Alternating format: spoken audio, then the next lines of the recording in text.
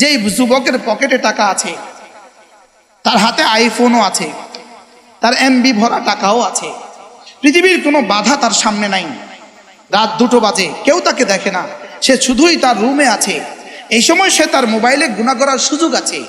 এই সময় যদি সে গুনাহটা না করে, সারা পৃথিবীর সমস্ত মানুষ মিলে নফল ইবাদত করলে, এই সময় নফল নামাজ পড়লে যে পরিমাণ নেকি দিবে, এই যুবককে আল্লাহ তাআলা তার চেয়ে বেশি নেকি দিবে। সুবহানাল্লাহ বলে না। আমি এই আশায় বড় মোবাইল কিনি না, আলহামদুলিল্লাহ। হুজুর আসেনি বড় মোবাইল, কি বিষয়টা কি?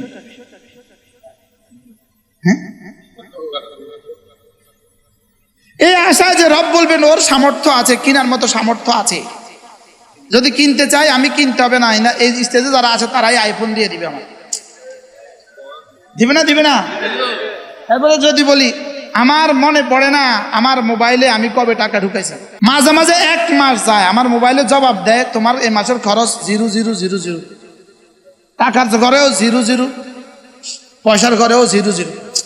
বারহাল লা তারকু যাররাতিন মিনাল মাআসি, লা তারকু যাররাতিন মিনাল মাআসি, এক যাররা গুনাহ ছেড়ে দেওয়া খায়রুম মিন ইবাদাতিস সাকালাইন, কায়নাতের সমস্ত মানুষ আর জিন একসাথে নফল ইবাদত করলে যে পরিমাণ নেকি তার চেয়ে বেশি।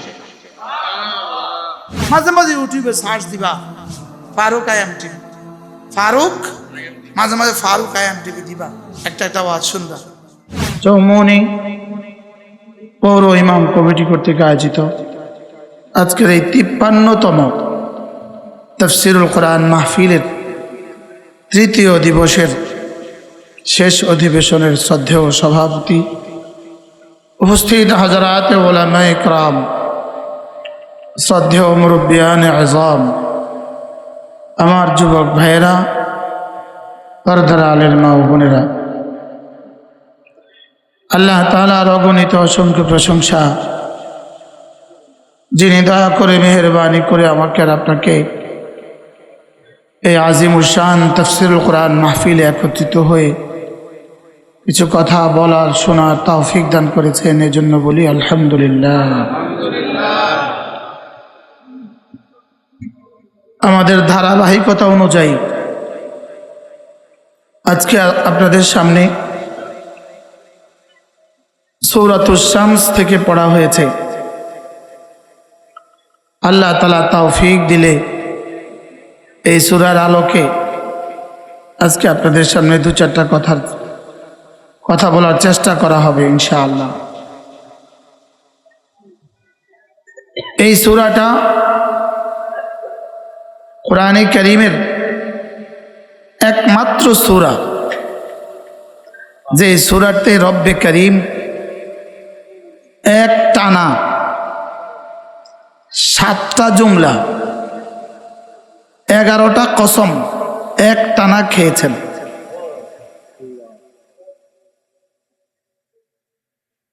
এক টানা 11টা কসম একসাথে পুরা কোরআনে কারীমে আর কোনো সূরাতে নাই।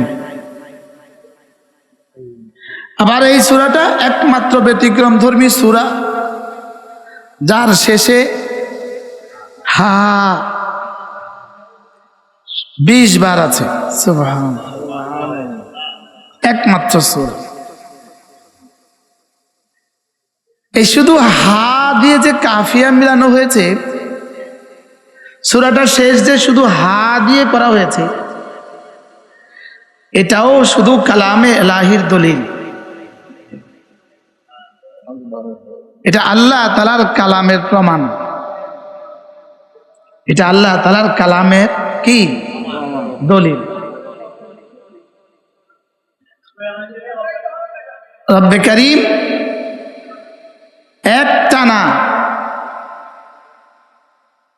কেউ বলেছেন 60টা কসম একটাকে একটার ভিতরে ঢুকিয়ে দিয়েছেন, আর কেউ বলেছেন 9টা কসম, কেউ বলেছেন 11টা কসম। আমাদের কাছে 11টা কসম সহজ লাগে, হাকিমুল উম্মত 11টা কসম ধরেছেন, এটা আমাদের কাছে কি লাগে? সহজ লাগে। আল্লাহ তাআলা এখানে 8 বার 8 বস্তুর কসম খেয়েছেন, 8 বার, আর নিজের কসম খেয়েছেন 3 বার। এই মোট হয়ে গেছে 11 বার। আমরা কসমগুলোর যদি আলোচনা করতে যাই তাহলে আমাদের সময় লম্বা লেগে যাবে। মূলত কসমগুলোর আলোচনা ইমাম রাজি রাহমাহুল্লাহ তাআলা তাফসীরে কবির লিখেছেন, আল্লাহ তাআলা যখনই কোনো কসম খান, যে বস্তুর কসম খান ওই বস্তুর দিকে মানুষের ইহতিয়াজ, ওই বস্তুর দিকে মানুষের প্রয়োজনীয়তা এবং ওই বস্তুটার মানফাত, এইদিকে মানুষকে ইশারা করার জন্যই এই বস্তুগুলোর কসম খান। এবং ওই বস্তুগুলোর শক্তির সামনে মানুষ যে কতটা দুর্বল এটা বোঝাবার জন্য ওই বস্তুগুলোর কসম খান।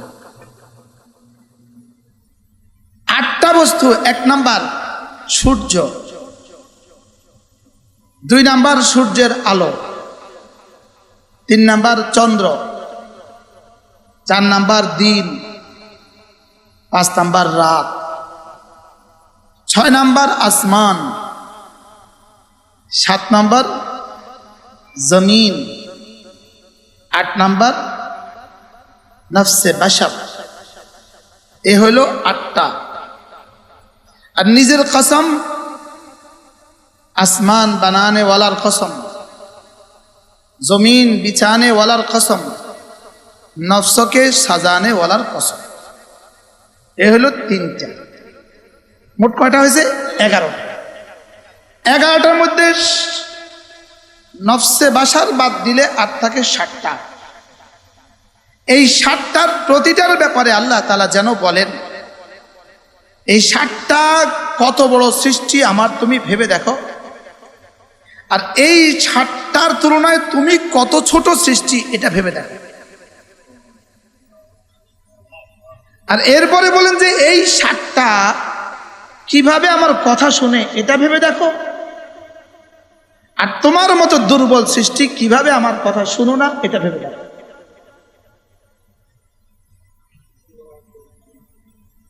যে সূর্য শুধু আমার কথাই শুনে, পৃথিবীর আর কারো কথা শুনে না। সূর্যের উপরে একক শুধু আমার আধিপত্য, পৃথিবীর আর কোনো কারো আধিপত্য নাই। হযরত মাওলানা হাবিবুল্লাহ মিসবাহ রাহমাতুল্লাহ বলতেন, যদি সূর্যের উপরে আর দিন আর রাতের আর চন্দ্রের উপরে যদি আমেরিকা বাহাদুরের ক্ষমতা দিত, আমাদেরকে 1 জাররা রোদও দিত না। আমাদের মুসলিম বিশ্বের উপরে সে 1 জাররা রোদও দিত না। সূর্যকে বলতো ওখানে আর রোদ দিস না।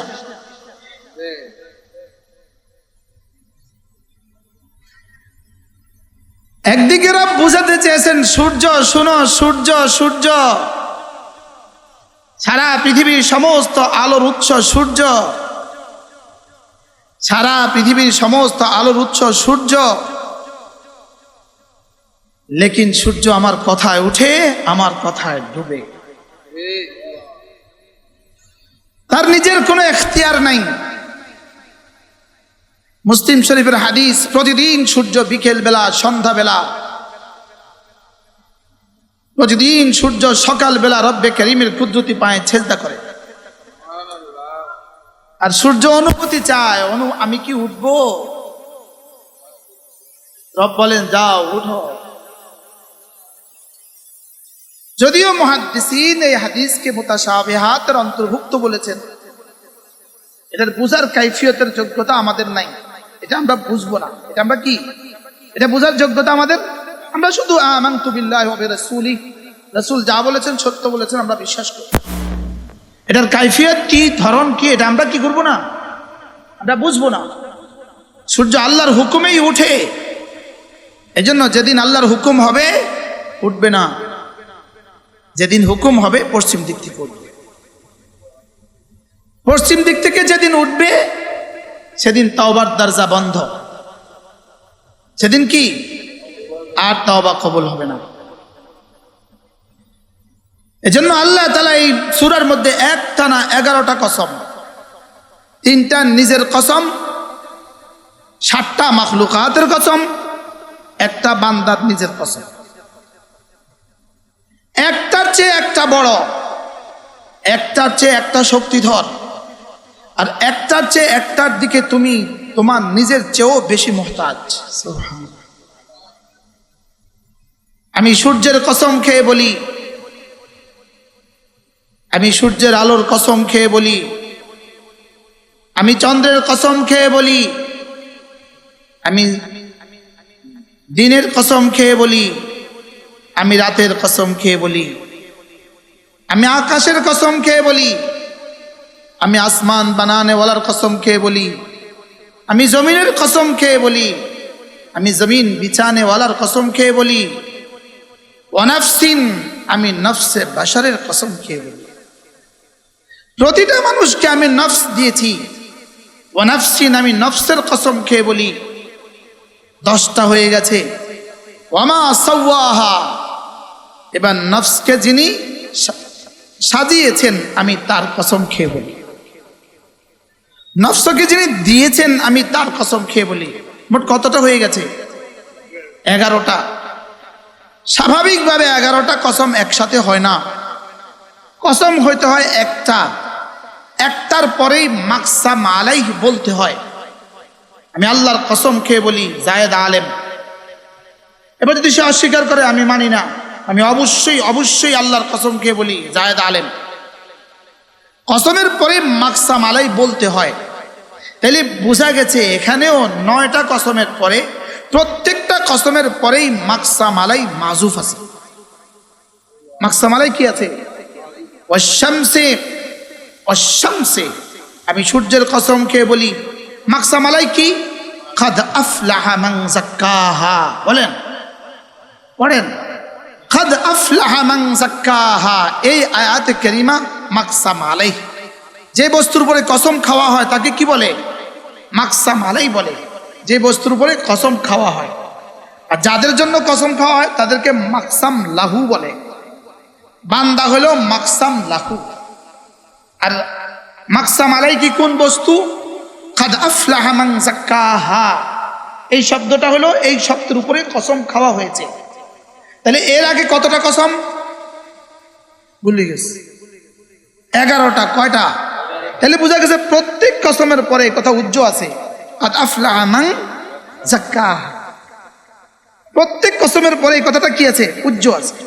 তা আল্লাহ তাআলা 11টা কসম খেয়ে 9টার পরে শেষ তক বলেন, 9টা কসমের পরেও যদি তুই বিশ্বাস না করিস, অনাফসিন, যা শেষ তক আমি একটা কসম ছুড়ে দিয়েছি, আমি তোর কসম খেয়ে বলি। এবার যেন মুশতাক নবীকে বলে মুশতাক তোর কসম খেয়ে বলি। এবার খালেদকে বলে তোর কসম খেয়ে। এবার রাশেদকে বলে তোর কসম খেয়ে। এবার কার কার কসম খেয়েছে বলেন? আরে আমার কার কার কসম খেয়েছে বলেন? সারা পৃথিবীতে যত মানুষ ছিল, যত মানুষ আছে, যত মানুষ আসবে, চাই সে পুরুষ হোক, চাই সে নারী হোক, চাই সে বেঈমান হোক, চাই সে বা ঈমান হোক, মুমিন হোক, প্রত্যেকটা মানুষের সাথে রব্বে কারীম একটা একটা নফস দিয়েছেন। আল্লাহ তাআলা বলেন ওয়ানাফসিন, আমি ওই মানুষের নফসের কসম খেয়ে বলি। 10টা হয়ে গেছে। এরপরে আল্লাহ তাআলা বলেন ওয়ামা সাওয়াহা, যাও যদি এতেও তোমার বিশ্বাস না হয়, শেষ চূড়ান্ত কসম খেয়ে বলি ওয়ামা সাওয়াহা, আয় ওয়ামান সাওয়াহা, ওই সত্তার কসম খেয়ে বলি যে সত্তা মানুষের ভিতরে নফসকে সেটআপ দিয়েছে। যিনি নফস বানিয়েছেন আমি তার কসম খেয়ে বলি। কতটা? মধ্যখানে একটা জুমলায় মুতারাজা ছুড়ে দিলেন। নফসটা কি জিনিস জানো? নফসটা কেমন জানো? ফাআলহামাহা ফুজুরাহা ওয়া তাকওয়াহা। মানব দেহে একটা অঙ্গ আছে, মানব দেহে একটা জিনিস আমি দিয়ে দিয়েছি, এটার নাম হলো নফস। এটাকে আমি দিয়েছি, আর এটাকে আমি দুটো যোগ্যতা দিয়েছি। ফাআলহামাহা, আমি এটাকে ইলহাম করে দিয়েছি, এর মধ্যে আমি এক যোগ্যতা রেখে দিয়েছি। আলহামাহা, এর মধ্যে আমি এলহাম করে দিয়েছি, আমি এর মধ্যে রেখে দিয়েছি, এর মধ্যে আমি যোগ্যতা দিয়েছি, দুটোর যোগ্যতা দিয়েছি। আলহামাহা ফুজুরাহা ওয়া তাকওয়াহা, আমি গুনাহ করার যোগ্যতাও তাকে দিয়েছি, আর গুনাহ থেকে বেঁচে থাকার যোগ্যতাও আমি তাকে দিয়েছি। বুঝে থাকলে বলুন তো দেখি, আমাদেরকে কয়টা যোগ্যতা দেওয়া হয়েছে? দুইটা। কি কি? গুনাহ করার যোগ্যতা আর গুনাহ ছেড়ে দেওয়ার কয়টা যোগ্যতা দিছে? দুইটা যোগ্যতা দিছে। এই দুইটা যোগ্যতা একসাথে আল্লাহ তাআলা আর কোনো মাখলুককে দেন নাই। ফেরেশতাদেরকে এই দুই যোগ্যতা একসাথে দেন নাই, গরু আর ছাগলকে এই দুই যোগ্যতা আল্লাহ তাআলা একসাথে দেন নাই, পৃথিবীর কোনো মাখলুককে আল্লাহ তাআলা এই দুই যোগ্যতা একসাথে দেন নাই। ফেরেশতাদেরকে শুধুই ইবাদতের যোগ্যতা দিয়েছেন, গুনাহের কল্পনার যোগ্যতাও দেন নাই। আর জানোয়ারগুলোকে আল্লাহ তাআলা ইবাদতের যোগ্যতা দেন নাই, গুনাহের যোগ্যতা দিয়েছে, ইবাদতের যোগ্যতা দেয় নাই। যেমন গরু এক বিবির উপরে বস করে না শত বিবি? বিড়াল কি এক বিড়াল নেই না শত বিড়াল নেই? গরু কি শুধু না নিজের মালিকের খেতে ঘাস খায়, না আরেকজনের মালিকের খেতেও ঘাস খায়? অন্য মালিকের খেতেও ঘাস খায় না? খায় না? ওরা যত উপদেশ দিবেন, এটা আমার তোমার মালিক না, এটা অন্য মালিকানা, অন্য মালিকের ঘাস ধান খেও না, শুনবে সে? তাহলে বোঝা গেছে তাকে নাফরমানের যোগ্যতা দেওয়া হয়েছে, লেকিন ইবাদতের যোগ্যতা তাকে দেওয়া হয় নাই।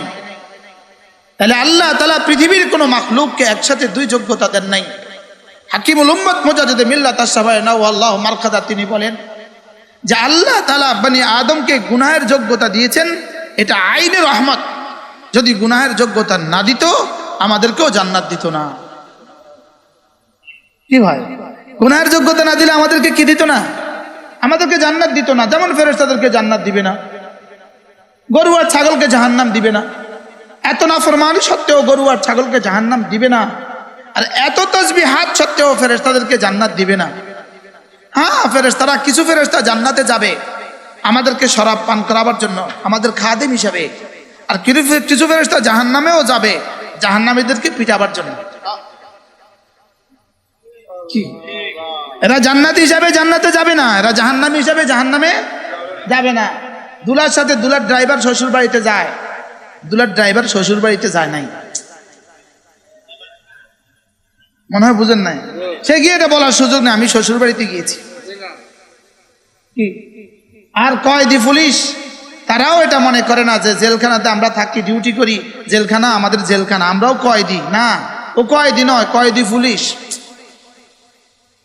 এটা কি কয়েদি না কয়েদি পুলিশ? এটা কয়েদি পুলিশ। তাহলে কিছু ফেরেশতা জান্নাতে যাবে কেন? আমাদের খেদমতের জন্য।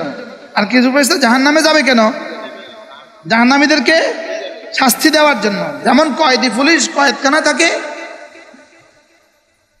আসামিদের দেখভাল করার জন্য, পানি লাগলেও তারা দেয়, ডান্ডা লাগলেও তারা দেয়। বুঝেন নাকি? ডান্ডা বেড়ে লাগায় কারা? কয়েদি পুলিশ। আবার পানি লাগলে আমরা বলতাম বাদাম লাগবে, বাদাম। জেলখানে একটা বাদাম পাওয়া যেত, বাদাম।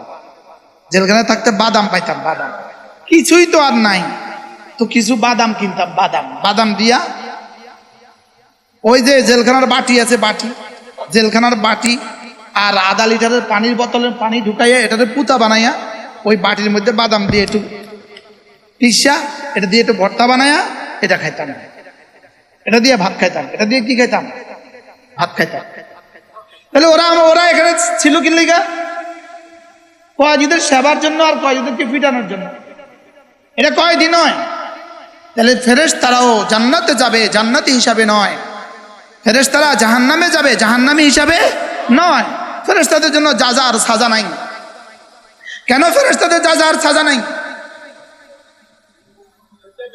এদের দুই যোগ্যতা একসাথে নাই। বলেন, দুই যোগ্যতা কি নাই? বলেন। এজন্য অন্ধ ভিন নারীর দিকে তাকায় না, এজন্য কোনো নেকি হবে না। অন্ধ ভিন নারীর দিকে তাকায় না, এজন্য কোনো নেকি কি হবে না। কেন? এজন্য মানহি আনহু থেকে বাঁচলে তখনই নেকি হয়, নিষিদ্ধ বস্তু থেকে বাঁচলে তখনই নেকি হয় যখন নিষিদ্ধ বস্তু করার যোগ্যতা থাকে, যখন নিষিদ্ধ বস্তু উজুদে থাকে আর করার যোগ্যতা থাকে। যেমন আপনি যদি 6 মাসের বাচ্চাটা বিছনার ছোঁয়া কিছুই পারে না, আলমারিতে চকলেট আছে, তা আপনি আসার সময় বললেন এই বাচ্চা, এই ছেলে চকলেট কিন্তু খাবা না, অন্যরা বলবো আপনার মাথা খারাপ, ও আবার চকলেট খাবে কেন, ও 6 মাসের বাচ্চা চকলেট খাবে কিভাবে?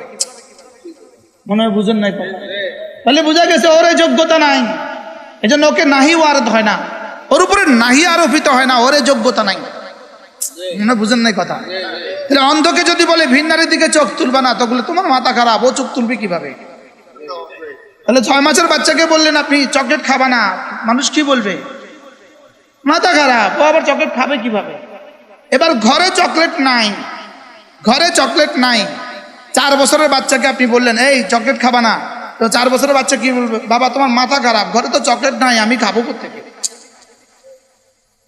তাহলে বোঝা গেছে নিষেধাজ্ঞার জন্য দুটো জিনিস লাগে, একটা হলো কি বস্তুটা উজুদে থাকতে হয়, বস্তুটা থাকতে হয়, 2 নাম্বার বস্তুটা করার উপরে কুদরত থাকতে হয়। বুঝাইতে পারলাম?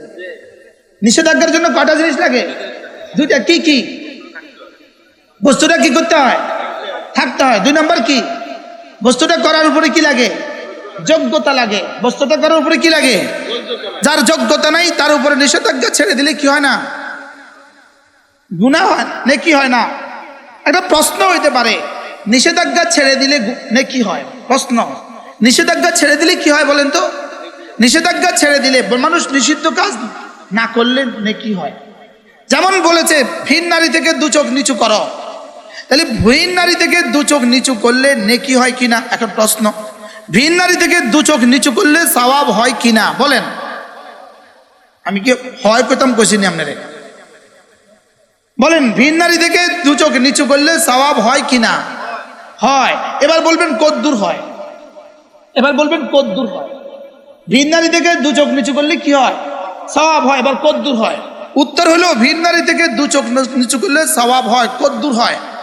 সারা পৃথিবীর সমস্ত মানুষ আর সমস্ত জিন মিলে নফল ইবাদত করলে যেই পরিমাণ নেকি হয়, একবার ভিন নারী থেকে 2 চোখ নিচু করলে তার চেয়ে বেশি নেকি হয়। কি বুঝলেন বলেন? না বুঝে নাই। লা তারকু যাররাতিন মিনাল মাআসি, লা তারকু যাররাতিন মিনাল মাআসি, 1 যাররা গুনাহ ছেড়ে দেওয়া, 1 যাররা গুনাহ ছেড়ে দেওয়া খায়রুম মিন ইবাদাতি সাকালাইন। সারা পৃথিবীর সমস্ত জিন ইনসান মিলে যদি নফল ইবাদত করে যেই পরিমাণ নেকি হবে, 1 যাররা গুনাহ ছেড়ে দেওয়া তার চেয়ে বেশি নেকি হবে। কি বুঝলেন? কি বুঝলেন? না বুঝেন না। কি বলছি বলেন?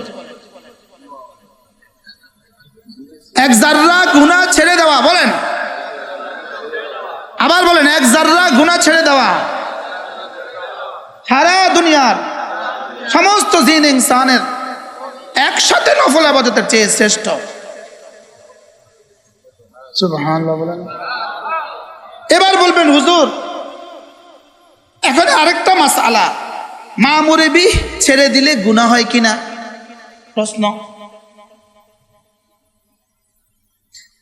এত বাংলা কইতাম না, তারা ইংরেজি কইলে আমি বুঝি, আমি আরবি কইলে তারা বুঝে না। বলো আপনি ইংরেজি কিছু কইয়া দেখেন, দেখেন আমরা বুঝি নাই, মাতে না।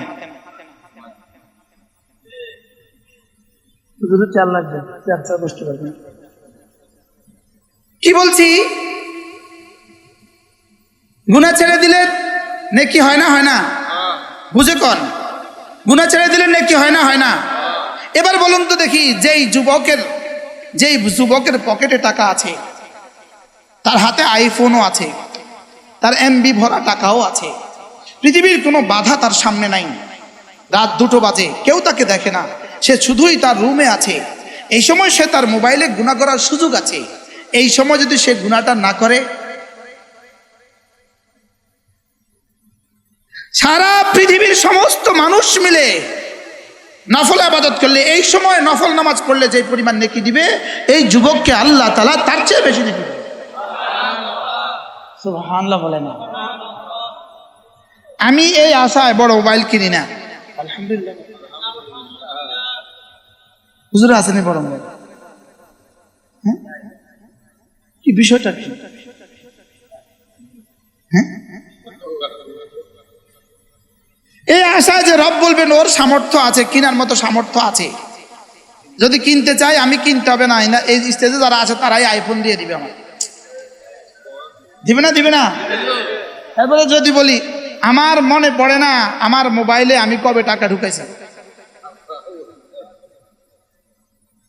কি মাঝে মাঝে এক মাস যায় আমার মোবাইলে জবাব দেয় তোমার এই মাসের খরচ 0000, টাকার ঘরেও 00, পয়সার ঘরেও 00, বুঝে নাই। প্রতি মাসের পরে রিপোর্ট দেয় না, রিপোর্ট দিলে আমার হাসি আইয়ে লিখছে 00। বারহাল লাতারকু যাররাতি মিনাল মাআসি, লাতারকু যাররাতি মিনাল মাআসি, এক যাররা গুনাহ ছেড়ে দেওয়া খায়রুম মিন ইবাদাতি সাকালাইন, কায়নাতের সমস্ত মানুষ আর জিন একসাথে নফল ইবাদত করলে যেই পরিমাণ নেকি তার চেয়ে বেশি। সুবহানাল্লাহ। গুনাহ ছেড়ে দিলে নেকি হয় না হয় না? কি পরিমাণ? হ্যাঁ হাকিমুল উম্মাত মুজাদ্দিদ মিল্লাত আশরাফিনা ওয়াল্লাহ মারকাদা তিনি তো এই কথাটাকে এভাবে বুঝিয়েছেন। হযরতের সময় মতো বলেছেন, আমরা এখন আমাদের সময় মতো বলবো। হযরত বলেছেন একবার ভিন নারী থেকে দু চোখ নিচু করা 10,000 রাকাত নফলের চেয়েও ভারী। এবার বলুন তো বিষয়টা কেমন? হযরত কত রাকাত বলছেন? হযরত যেই সমাজে বলছেন, যেই পরিবেশে হযরত বলছিলেন ওই পরিবেশে হিন্দুরাও মাথার কাপড় দিত। কি আমরা ছোটবেলায় কি দেখছি? হিন্দুরা কি দিত? আমাদের মারাই তো, আমার মা নানিরাই তো গ্রামের এই কোনা থেকে ওই কোনা নানার বাড়িতে যাইতে বোরকার উপর দিয়ে রিক্সার উপরে কাপড় পেঁচাইতো, আমরাই তো পেঁচাইছি। মা কাপড় একটা বাইর করে দিত, যাইতো কখন? ফজরের আগে।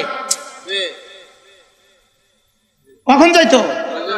ফজরের আগে যাইতো। যাইতো আবার রিক্সাওয়ালা আয়া তো রিক্সার মধ্যে কাপড় একটা মাইরা দিত আমরে, ধর এটা আগে বাইন্দা দে। এরপরে রিক্সা বাইন্দা কত রিক্সাওয়ালারা কেউ বাইরে কাটাইতো। কি ওই পরিবেশ তো, আমরা তো আমাদের 40 বছর আগের কথা বলছি। হাকিমুল উম্মতের জমানায় কেমন ছিল? হাকিমুল উম্মত মুজাদ্দিদ মিল্লাত আশরাফিনা ওয়াল্লাহ মারকাদা তিনি বলেন একবার ভিন নারী থেকে দু চোখ নিচু করা 10,000 রাকাত নফলের চেয়েও ভারী। এবার বলুন তো 10,000 রাকাত নফল নামাজ জীবনে কবে পড়ছেন, কবে পড়বেন? আমরা এই মাঠে যা আছে সব মিলিয়ে পড়ছিলাম 10,000। জীবনের প্রথম দিন থেকে আজ পর্যন্ত সবার নামাজ মিলাইলে একসাথে 10,000 রাকাত হয়েছে। এবার বলুন তো আপনারা আমার, এই জন্য করাচির হযরত আলা রহমতুল্লাহ আলাইহি তিনি বলতেন ঢাকাতে নেকির অফার চলে। ঢাকাতে নেকির অফার চলে, আমাদের করাচিতে এত অফার নাই। করাচিতে কি নাই বলে? করাচিতে এত অফার নাই, ঢাকাতে নেকির অফার চলে। একবার নিচু করো 10,000 রাকাত, আবার নিচু করো 10,000 রাকাত, আবার নিচু করো 10,000 রাকাত। তখন যদি 10,000 রাকাত হয়, এখন কত রাকাত হবে? এখন বলতে হবে 10 লাখ রাকাত।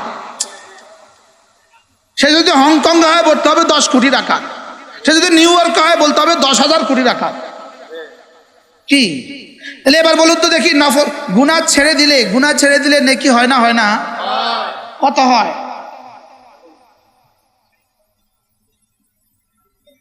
হ্যাঁ এবার বলে না গুনাহ আর করবো না, বলেন গুনাহ ছেড়ে দিলে কি হয়? এবার প্রশ্ন, হুজুর মা মুরবি ছেড়ে দিলে গুনাহ হয় কিনা? প্রশ্ন কি না? ইনারা প্রশ্নটা বুঝে না, তা বাংলা কইতাম তা। আদিষ্ট বস্তু ছেড়ে দিলে গুনাহ হয় কিনা বলেন? বাংলা তো বাংলা না বুঝলে আর কি? আদেশ ছেড়ে দিলে গুনাহ হয় কিনা বলেন? হয় কি কইছিনি? প্রশ্নে না বুঝাইতাম কিছু। আদেশ ছেড়ে দিলে গুনাহ হয় কিনা বলেন? আবার হয় প্রশ্ন বলেন, বুঝে বলেন। নিষেধাজ্ঞা করলে গুনাহ হয় কিনা হয় না? নিষেধাজ্ঞা করলে গুনাহ হয় না হয় না? এবার নিষেধাজ্ঞা ছেড়ে দিলে সওয়াব হয় না হয় না? এবার প্রশ্ন, আদেশ করলে সওয়াব হয় না হয় না? হয়। এবার আদেশ ছেড়ে দিলে গুনাহ হয় না হয় না? এবার প্রশ্ন, হুজুর আদেশ ছেড়ে দিলে গুনাহ হয় কিনা? প্রশ্ন, এবার আদেশ ছেড়ে দিলে গুনাহ যে হয় এটা কদ্দুর? প্রশ্ন, আদেশ ছেড়ে দিলে গুনাহ যে হয় এটা কদ্দুর? প্রশ্ন করেন। সারা পৃথিবীর সমস্ত জিন আর ইনসান, সারা দুনিয়ার সমস্ত জিন ও ইনসান, আল্লাহ তাআলার যত মানহিয়াত আছে সমস্ত মানহিয়াত করে ফেললে এই পরিমাণ গুনাহ হবে না একটা আদেশ ছেড়ে দিলে যেই পরিমাণ গুনাহ হয়। বুঝেন নাই? না খালেদ বুঝছেন কি বলছি? বুঝাই কর। সমস্ত নিষেধাজ্ঞা করলে, বুঝে না, সমস্ত নিষেধাজ্ঞা করলে কে কে? সারা দুনিয়ার সমস্ত জিন ও ইনসান যদি সব নিষেধাজ্ঞা একসাথে করে, মাআযাল্লাহ যেই পরিমাণ গুনাহ হবে, একদিন ফজরের নামাজ ইচ্ছাকৃত ছেড়ে দেওয়া তার চেয়ে কোটি কোটি গুণে বেশি গুনাহ। নাউযুবিল্লাহ বলে না, না বুঝে বলেন, এই প্রসঙ্গ বুঝে বলেন, বুঝে বলেন। লা তারকুল যাররাতিন মিনাল মা'মুর বিহি আ'যামু ইলাল্লাহ মিন ইরতিকাবিল মাআসি। হাজারো লাখো গুনাহে মুরতাকিব হওয়ার চেয়ে একটা আদেশ ছেড়ে দেওয়া আল্লাহ তাআলার কাছে জঘন্য অপরাধ। বুঝাতে পারতেছি না? একদিন ফজর নামাজ ছেড়ে দেওয়া কত গুনাহ বুঝে কোন? বলো বাবা, মিলে যদি গুনাহ করে তার চেয়ে বেশি জঘন্য। এটার উপরে মুস্তাকিল কিতাব আছে, মুস্তাকিল কিতাব। আল্লামা ইবনুল কাইয়িম আল জাওজিয়ার এক বিখ্যাত কিতাব আছে, কিতাবটার নাম হলো আদ-দা ওয়াদ দাওয়া। আদ-দা ওয়াদ দাওয়া, এই কিতাবের মধ্যে মুস্তাকিল অধ্যায় আছে। এটা মুস্তাকিল অধ্যায় আছে। লা তারকুম মিনাল মা'মুর বিহি, লা তারকু যাররাতিন মিনাল মা'মুর বিহি আ'যামু ইলাল্লাহ মিন ইরতিকাবিল মাআসি। সারা পৃথিবীর সব মানুষ মিলে যদি মুআযাল্লাহ চুরি করে, সারা পৃথিবীর সব মানুষ মিলে যদি মুআযাল্লাহ জিনা করে, সারা পৃথিবীর সব মানুষ মিলে যদি মুআযাল্লাহ ডাকাতি করে, যেই পরিমাণ গুনাহ হবে না একদিন ইচ্ছাকৃত ফজরের নামাজ ছেড়ে দিলে তার চেয়ে বেশি জঘন্য গুনাহ হবে। এটা যে বুঝবেন না তিনি ওয়াজ করতে যাবেন না, আপনার চাকরি চলে যাবে। এই পয়েন্টটা যে বুঝাইতে পারবেন না ভালো কইরা, তিনি এটা ওয়াজ করতে গেলে আপনার চাকরি চলে যাবে। মনে হয় বুঝেন না? এই পয়েন্টটা যে বুঝাইতে পারবেন না তিনি ওয়াজ করতে গেলে কি চলে যাব? হুজুর এটা বুঝি কথা, ফজর নামাজ ছেড়ে দেওয়া বুঝি জিনার চেয়ে জঘন্য। আল্লামা ইবনুল কাইয়িম আল জাওজিয়্যা আলাইহিস রাহমাহ 18টা দলিল পেশ করেছেন, 18টা দলিল। এর উপরে 18টা দলিল তিনি পেশ করেছেন। তিনি বলেন যে মানুষ গুনাহ করে কখন আর মানুষ মা'মুর বিহি ছাড়ে কখন। খেয়াল করেন কি বলছে, সবাই বলেন। আর মা'মুর বিহি ছাড়ে কখন, আদেশ কখন ছেড়ে দেয়, আদেশ কেন ছাড়ে, আর মা'মুর বিহি কেন, আরে মা'মুর বিহি কেন ছাড়ে, মানিয়ানু কেন করে, আদেশটা ছাড়ে কখন আর নিষেধাজ্ঞাটা করে কখন। প্রশ্ন, আদেশটা ছাড়ে কেন, প্রশ্ন নিষেধাজ্ঞা করে কেন। তিনি বলেন যে প্রত্যেক মানুষ যেই নিষেধাজ্ঞা করে কোনো না কোনো মজবুরান নিষেধাজ্ঞা করে, কোনো না কোনো কারণে নিষেধাজ্ঞা করে ফেলে, লেকিন আদেশ ছাড়ে কখন, আবা ওয়াস্তাকবারা, শুধুই অহংকার করে সে আদেশ ছাড়ে। আপনি আপনি আপনার ইমানদারিতে বলেন যারা ফজর পড়ে না কেন পড়ে না বলেন।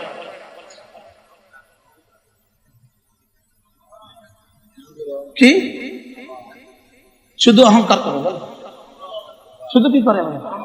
রোজা রাখে না কেন? সুস্থ সবল মানুষ রোজা রাখে না কেন? হ্যাঁ, ও জিনা করে ফেলেছে, ওরে জিজ্ঞেস করেন জিনা করছো কেন? রাতের অন্ধকারে ভিন নারীর সুযোগ পেয়ে গেছি, শাহওয়াত গালেব হয়ে গেছে, আমি পারি নাই নিজেকে কন্ট্রোল করতে, করে ফেলেছি, রব্বা মাফ করে দাও। রব বলেন যাও মাফ, আরে যাও মাফ, লেকিন ফজর পড়িস নাই কেন? আরে বল ফজর পড়ো নাই কেন? বলো তুমি দোকান থেকে উঠে জোহর পড়ো নাই কেন? বলো তুমি আসর পড়ো নাই কেন? বলো তুমি মাগরিব পড়ো নাই কেন? বলো তুমি এশা পড়ো নাই কেন? বলো তুমি জুমা পড়ো নাই কেন? বলো তুমি রোজা রাখো নাই কেন? বলো হিসাব করে করে যাকাত দাও নাই কেন? বলো তুমি জীবনে একবার হজ করো নাই কেন? আবা ওয়াস্তাকবারা, শুধুই অহংকারের কারণে সে করে নাই।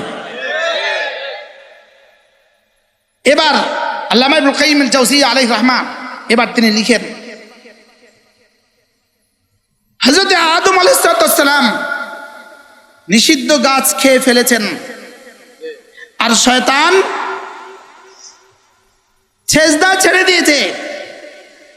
শয়তানের জন্য সেজদা কি ছিল? আদেশ ছিল। আর আদম আলাইহিস সালামের জন্য গন্ধম খাওয়া কি ছিল? তা আদম আলাইহিস সালাম কোনটা করছেন? নিষেধাজ্ঞা করে ফেলেছেন, নিষেধাজ্ঞা করে ফেলেছেন, আর শয়তান আদেশ ছেড়ে দিয়েছে। এবার শয়তানকে কি বলে, তুই দিস নাই কেন, তুই সেজদা দিলি না কেন, কোন কারণে? শয়তানকে খালাকতানি মিন নার, আমাকে বানিয়েছেন আগুন থেকে, ওয়া খালাকতাহু মিন তিন, তাকে বানিয়েছেন মাটি থেকে, আনা খায়রুম মিনহু, আমি তার চেয়ে ভালো। শয়তান সেজদা করলো না কেন? অহংকারে। আবা ওয়াস্তাকবারা, সে বলল করবো না। ওয়াস্তাকবারা, আমি বড়। কি দু চারটা মাল হয়ে গেছে, ইনি আর ফজরে উঠে না। বলেন না, বলেন না, বলেন না। উনি এমপি মন্ত্রী হয়ে গেছে, উনি আর ফজরে উঠে না। বলেন না, উনি এমপি মন্ত্রী হয়ে গেছে, উনি আর মসজিদে আসে না। বলে বলেন কেন আসে না? উনি আর মাহফিলে বসে না কেন? বলেন অহংকার। উনি কেন বসে না? বলেন অহংকার। উনি মসজিদে কেন যায় না? দেখবেন এরা মসজিদে জুমায় যায় বাধ্য হইয়া, কিন্তু একামত আগে দিয়ে যায়। বাস্তব না বাস্তব? কে জানে হুজুর আবার ওয়াজ করে ফেলে কিনা, হুজুরের ওয়াজ আবার তার কলিজায় ঢুকে যায় কিনা। আমি দেখি, আমি তো একটা বড় মসজিদে জুমা পড়াই, দুনিয়া বিলাইনে বেশি বড় বড় জুমা পড়ে, তো আমি দেখি এমনি আয় বয়ে থাকে।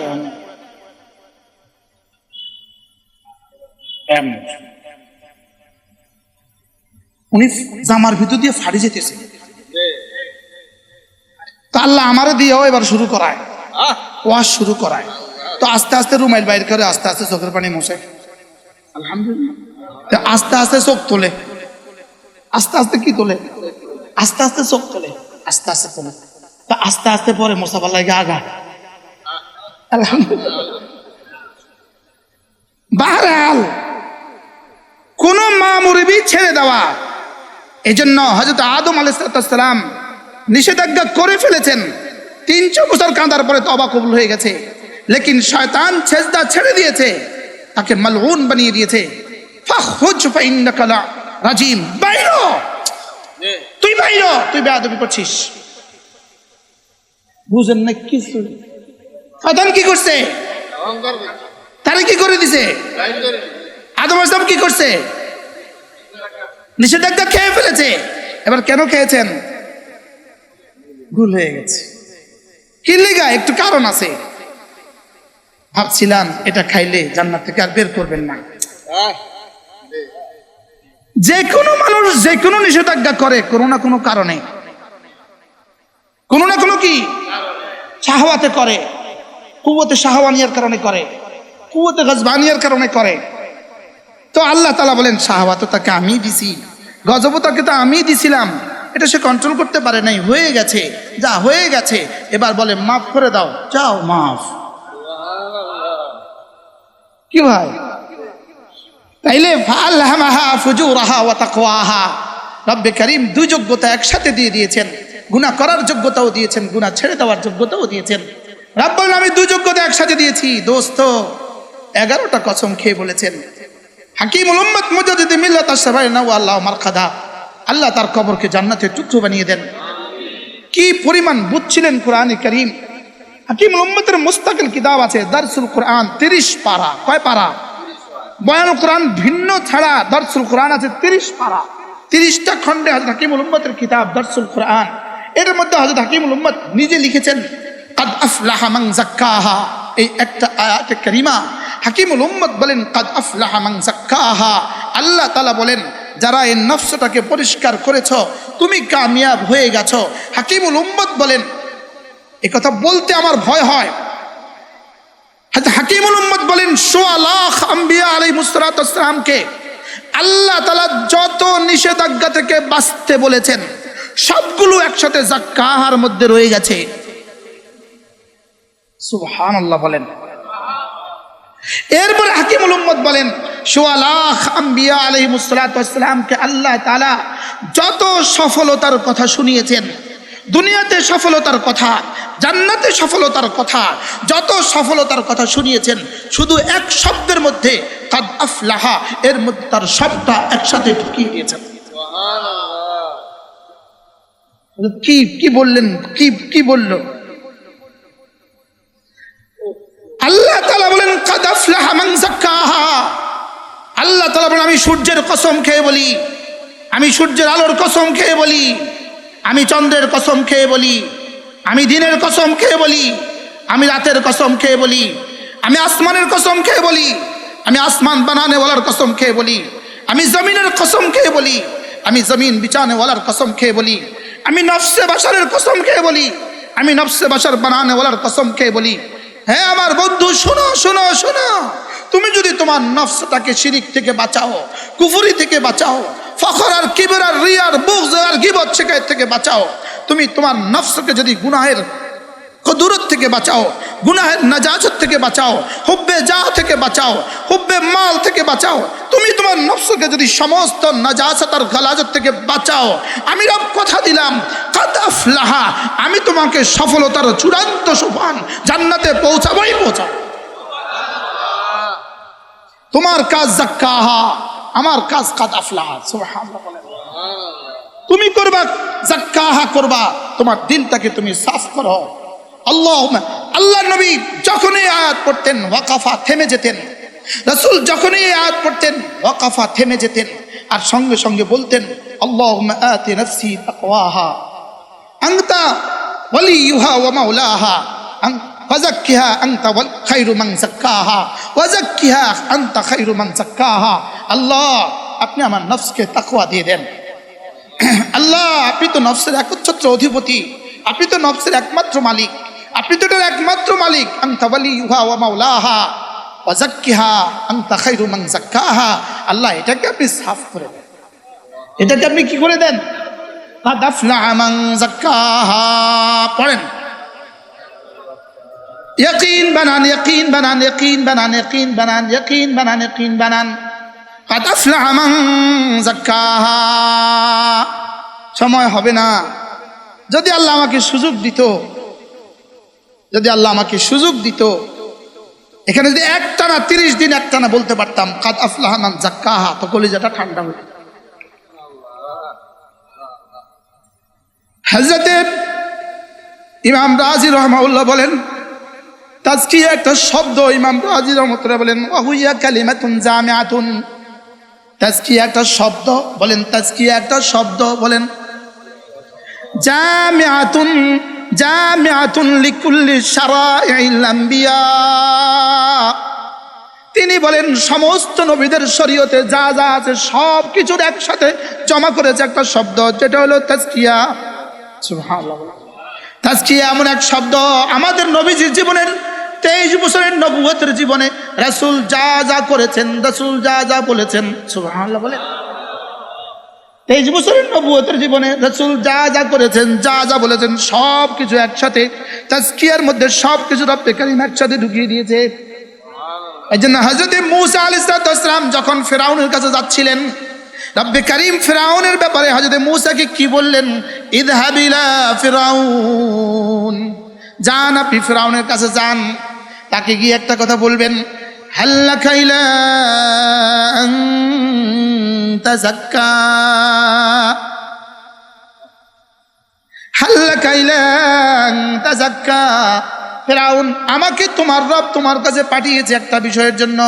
হাল্লাকা ইলা আন তাযাক্কা, তোমার কি তাজকিয়া নফসের কোনো ইরাদা আছে কিনা? সুবহানাল্লাহ। তুমি কি দিলটাকে তাজকিয়া করবা কিনা? তুমি কি দিলটাকে, সবাই বলেন, তুমি কি দিলটাকে তাজকিয়া করবা কিনা? তুমি কি দিলটাকে সাফ করবা কিনা? বলেন তুমি কি, আবার বলেন তুমি কি দিলটাকে সাফ করবা কিনা? হাল্লাকা ইলা আন তাযাক্কা, ওয়া আহদিয়াকা ইলা রাব্বিকা ফাতাখশা। আগে বলছেন তাজাক্কা, এরপরে দুটো শব্দ বলেছেন ওয়া আহদিয়াকা ইলা রাব্বিক। তুমি যদি চাও তোমাকে তাজকিয়া করে দিব, তাইলে আমি না তোমার সামনে তোমার রবের পরিচয় তুলে ধরবো। তাইলে বোঝা গেছে রবের পরিচয় ছাড়া তাজকিয়া হয় না। সুবহানাল্লাহ বলেন। রবের পরিচয় ছাড়া তাজকিয়া হয় না। যদি তুমি রবকেই না চিনলা, তোমার তাজকিয়া হবে কি দিয়ে? রবকে না চিনলে তোমার তাজকিয়া হবে কি দিয়ে? রবকে না চিনলে তোমার জীবনে কোনোদিন তাজকিয়া হবে না। তাজকিয়া মানে দিলটা সাফ হবে না। দিলটা সাফ না হলে জীবনে তুমি কামিয়াব হবা না। কি ভাই? হাল্লাকা ইলা তাজাক্কা ওয়া আহদিয়াকা ইলা রাব্বিকা ফাতাখশা। তুমি যদি বলো তাহলে আমি তোমাকে তাজকিয়া করে দিব। কেমনে তাজকিয়া করব? ওয়া আহদিয়াকা ইলা রাব্বিক, আগে তোমার রবের পরিচয় তোমাকে তুলে ধরবো। তোমার রবের পরিচয় তুলে ধরলে, তোমার রবের পরিচয় দিয়ে তোমার দিলটা কিছুটা সাফ হয়ে যাবে। দিলটা যদি সাফ হয়ে যায় ফাতাখশা, তাইলে না তুমি আল্লাহ ভীরু হয়ে যাবা। আল্লাহর ভয় তোমার কলিজায় আসবে। আর আল্লাহর ভয় যদি আসে তাইলে তুমি দুনিয়া আখিরাতে কামিয়াব হয়ে গেলে। কি ভাই? হ্যাঁ, আমি আপনাকে বুঝাবো কিভাবে, আপনাকে বুঝাবো কিভাবে, আপনাকে বুঝাবো কিভাবে। হযরত ইব্রাহিম আলাইহিস সালাম যখন বাইতুল্লাহ বানালেন, আল্লাহ তাআলা যেন বললেন, ইব্রাহিম আমার কাছে যদি কিছু চাওয়ার থাকে তুমি চেয়ে নাও। হযরত ইব্রাহিম আলাইহিস সালাম জবাবে বললেন, আল্লাহ একটাই চাইবো, একটাই চাইবো। আবা'আথ ফীহিম রাসূলাম মিনহুম ইয়াতলু আলাইহিম আয়াতিক ওয়া ইউযাক্কিহিম ওয়া ইউআল্লিমুহুমুল কিতাবা ওয়াল হিকমা। আল্লাহ আমার এই ছেলের বংশে একজনকে রাসূল করে পাঠান, একজনকে রাসূল করে পাঠান, যিনি না এক নাম্বার কিতাবের তেলাওয়াত করবে, কোরআনের তেলাওয়াত করবে। দুই নাম্বার তাদের সামনে তাদের দিলগুলোকে সাফ করে দিবে। এক নাম্বার তেলাওয়াত করবে, দুই নাম্বার তাজকিয়া করে দিবে, দিলগুলোকে সাফ করে দিবে। তিন নাম্বার কোরআন তাদেরকে শিখাবে, চার নাম্বার কোরআনের ব্যাখ্যাও তাদেরকে শিখাবে। সুবহানাল্লাহ বলেন। তাহলে এক নাম্বার তেলাওয়াত, দুই নাম্বার তাজকিয়া। এক নাম্বার কি? তেলাওয়াত। দুই নাম্বার কি? তাজকিয়া। তিন নাম্বার কি? তালিমে কোরআন। চার নাম্বার কি? তালিমে হিকমা। তালিমে হিকমা। এই চারটা কাজ দিয়ে আমার এই ছেলের বংশে একজনকে রাসূল করে পাঠান। আল্লাহ তাআলা যেন বললেন, ইব্রাহিম আমি তো আগেই বলেছি তুমি যা বলবা আমি তা শুনবো। হ্যাঁ যাও, কথা দিলাম। আজকে মাগরিবের এশার নামাজে আমি যে ইমামের পেছনে নামাজ পড়ছি তিনি এটা তেলাওয়াত করছেন। আমি কি এটা আমার লেগে করছি রে? আল্লাহ তাআলা বললেন যাও, কথা দিলাম। وكذلك بعثنا فيكم رسولا منكم يتلو عليهم آياتي ويزكيهم। কথা দিলাম, কথা দিলাম, যাও তোমার এই বংশে একজনকে রাসূল করে পাঠালাম, যিনি কোরআনে কারীমের তেলাওয়াত করবে আর তাদের তাজকিয়া করে দিবে। তাইলে বোঝা গেছে ইব্রাহিম যেটা বললেন রব হুবহু সেটা বললেন। ইব্রাহিম আলাইহিস সালাম কি বললেন? তেলাওয়াত করবে, তাজকিয়া করবে। তেলাওয়াত এক নাম্বার, তাজকিয়া দুই নাম্বার। তেলাওয়াত এক নাম্বার, তাজকিয়া কয় নাম্বার? দুই নাম্বার। আল্লাহ তাআলা কবুল করার সময় কি বললেন? সূরা জুমার দ্বিতীয় আয়াত পড়েন আব্দুল্লাহ খালেদ, সূরা জুমার দ্বিতীয় আয়াত পড়েন। হুয়াল্লাযী বা'আসা ফিল উম্মিয়িনা রাসূলাম মিনহুম ইয়াতলু আলাইহিম আয়াতিহি ওয়া ইউযাক্কিহিম ওয়া ইউআল্লিমুহুমুল কিতাবা ওয়াল হিকমা। আল্লাহ তাআলা বললেন আমি পাঠিয়ে দিলাম, যাও পাঠিয়ে দিলাম একজন রাসূল, যিনি এক নম্বর কাজ তেলাওয়াত করবেন, দুই নম্বর তাদের দিলগুলোকে সাফ করে দিবেন, তিন নম্বর তাদেরকে কিতাব শিখাবেন, চার নম্বর তাদেরকে কিতাবের ব্যাখ্যাও শিখাবেন। এই চারটা কাজ করবেন। এবার আল্লাহ তাআলা যেন বললেন ইব্রাহিম তুমি যা বলেছো আমিও তাই বললাম, যাও কথা দিলাম। এক নম্বর তেলাওয়াত, দুই নম্বর তাজকিয়া। তাইলে বোঝা গেল তেলাওয়াত ছাড়া তাজকিয়া হবে না, তেলাওয়াত ছাড়া তাজকিয়া সম্ভব না। কি বলছে বলেন? এই জন্য কোরআনে কারীমের যে তেলাওয়াত পারে না, তার দিলটা মুজাক্কা হয়ে গেছে। আল্লাহর কসম এটা অসম্ভব। ইন্নাকা লা তাজনি মিনাশ শাওকি আল ইনাবা। কাটা গাছ থেকে যেমন তুমি জীবনে কখনো আঙ্গুর পাবা না, বলদ থেকে যেমন জীবনে কখনো দুধ পাবা না, কাটা গাছ থেকে যেমন জীবনে কখনো আঙ্গুর পাবা না। তেলাওয়াত ছাড়া দিলটা সাফ হয়ে গেছে, এটা কখনোই হবে না। কি বলছি বুঝেন না? আগের দুইটা বুঝলেন, এটা বুঝলেন না কেন?